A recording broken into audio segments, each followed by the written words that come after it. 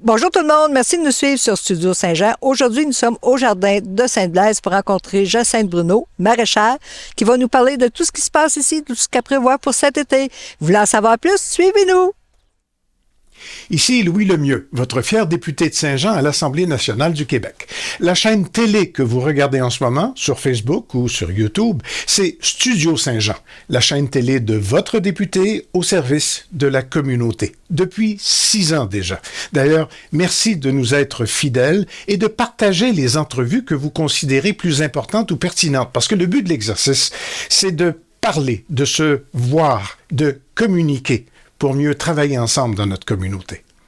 Vous allez constater que vous pouvez nous écrire pour chaque entrevue, pour chaque sujet. Vous pouvez nous écrire, mais vous pouvez aussi nous proposer des sujets ou des invités. C'est facile. production@studio-saint-jean.tv. Salut! Bonjour Jacinthe Bruneau. Allô? On est aujourd'hui dans une de tes serres. Exact. T'en as une autre derrière. Exact. On a celle ici qu'on part nos petits plants, puis on a celle qu'on va cultiver en pleine terre. Tu fais une grande première cette année? Oui, exact. On va faire notre première vente de plants. Fait qu'on fait tous des transplants en fait potagers qui vont être biologiques. Et c'est la première fois, oui, qu'on fait ça au mois de mai cette année. Au mois de mai, puis c'est les variétés que tu aimes aussi, que tu connais bien. Exactement. On utilise vraiment les variétés qui sont productives dans nos champs pour pouvoir permettre aux clients de pouvoir se les procurer puis d'avoir vraiment un jardin qui est productif pour toute la saison. Puis ça va avoir lieu... le 17, 18, 19 mai 2025. On va être situé au 610 rue Grand-Bernier, au coin de l'An. C'est dans la petite cabane, là. Dans la grange? Ouais, la petite grange rouge de la ferme Meunier, exactement. Fait qu'on va être là juste ces 3 jours-là. Fait que c'est la longue fin de semaine. Fait que samedi, dimanche, lundi, on va être là toute la journée pour faire la vente de plants.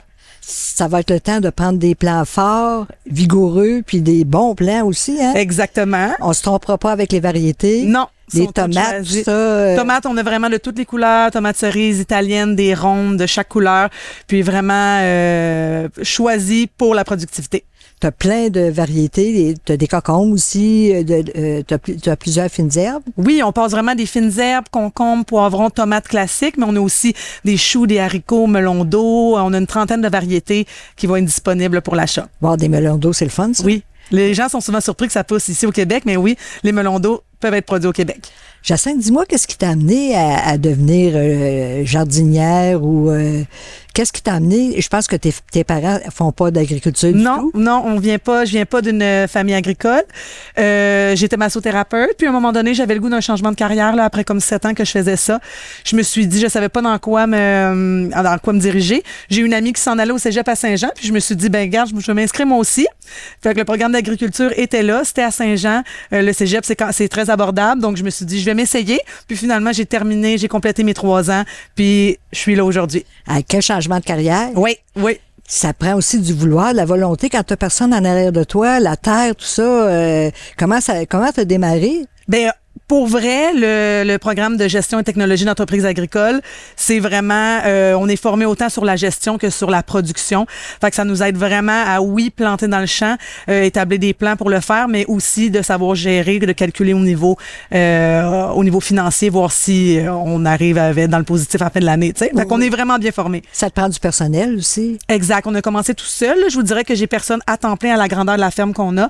Mais oui, clairement, avec la nouvelle serre, il pourra avoir quelqu'un à temps plein qui va s'occuper de la serre. Tu travailles beaucoup? Combien d'heures par semaine? C'est pas calculé. C'est pas calculé du tout.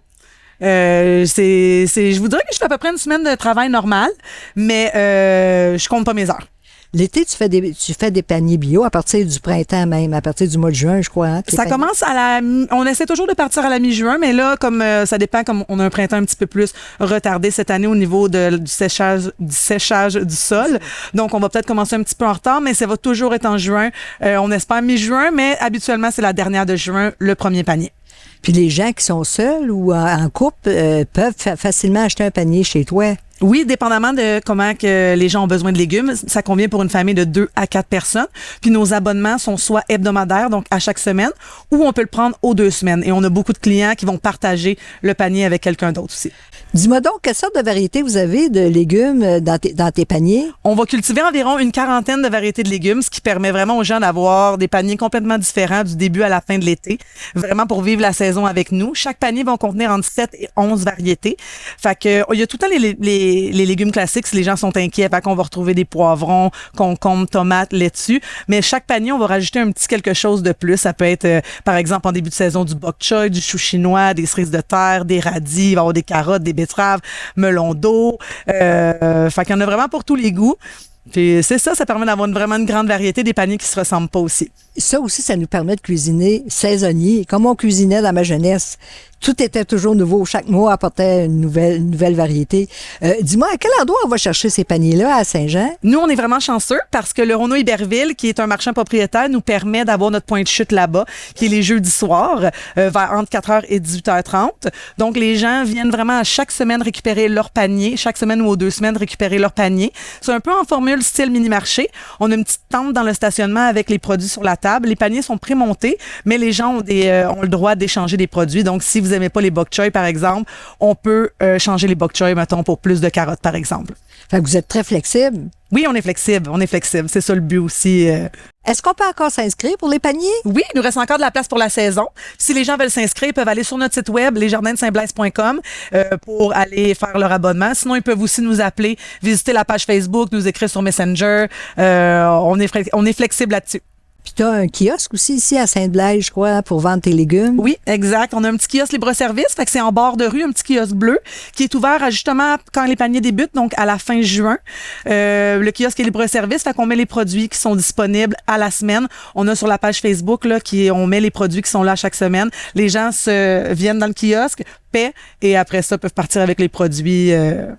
On peut avoir aussi une idée déjà des produits que tu vends au mois de juin, juillet, août et septembre. On voit les variétés de produits si on est intéressé par un panier bio. Parce que j'ai longtemps hésité, moi, d'acheter un panier. Puis chez vous, ça m'intéresse parce que justement, on peut l'avoir aux 2 semaines. On voit les variétés. C'est vraiment bien fait, ton site. C'est intéressant.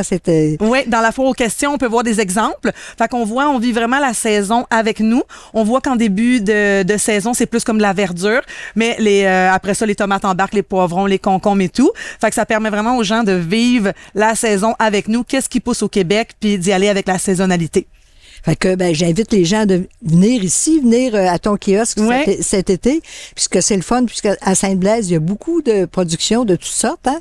C'est le fun de visiter Sainte-Blaise. Si je me trompe pas, la ville est 93 ou 97% agricole à Saint-Blaise. Beaucoup de biologique aussi, autant moins en maraîchage que de grandes cultures, fait qu'on est chanceux pour ça. Wow! Merci beaucoup. Ça me fait plaisir. Merci. Merci tout le monde. Surtout, n'hésitez pas à venir à Sainte-Blaise pour visiter puis voir le kiosque, voir la ville, puis vous procurer des produits merveilleux qui sont créés ici. Ici, Lucie Crevier pour Studio Saint-Jean. À la prochaine.